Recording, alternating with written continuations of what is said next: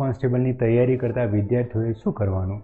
તો ટોટલ આપણા 7 સબ્જેક્ટ અને 3 એક્સ્ટ્રા બાબતો 10 ચોપડા બનાવવાના અને જેમ હું ભણાવતો જાઉં યુટ્યુબ પર કે પછી ઓફલાઈન એમ તમારે કન્સેપ્ટ ક્લિયર થયા પછી એ ચોપડામાં લખવાનું. એનાથી તમારું એનકોડિંગ પ્રોપર થશે.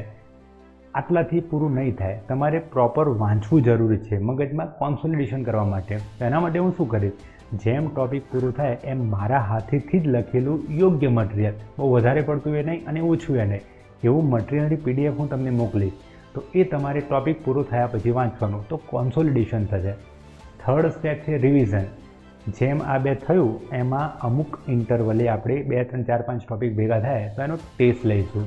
ટેસ્ટનો મારો નહીં કરીએ પણ આ બધું ભણ્યા પછી તો ભણવાની જે 3 બહુ મસ્ત બાબતો હોય, એનકોડિંગ, કોન્સોલિડેશન અને રિવિઝન, ત્રણેયનું કોમ્બિનેશન કરવું અને બહુ મસ્ત તૈયારી કરીશું. ગેરંટીથી પાસ થઈ જાઓ એવું તો હું નહીં કહું, પણ તૈયારી કરવાની ગેરંટી. બહુ જ મજા આવશે તૈયારી કરવાની. કોઈકની કદાચ એવું થાય કે સર 10 સબ્જેક્ટ છે તમે 7+3 કેવી રીતે કીધું? 7 સબ્જેક્ટ કયા આપણા?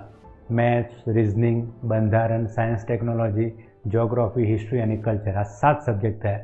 એના સિવાય 3 એને સબ્જેક્ટ ના કહેવાય પણ એક રીતે કો કરિક્યુલર સબ્જેક્ટ જેવું કહેવાય.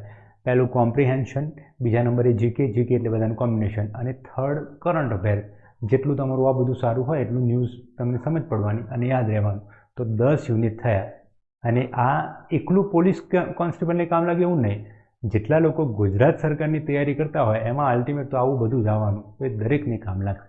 ઓકે, મળીએ.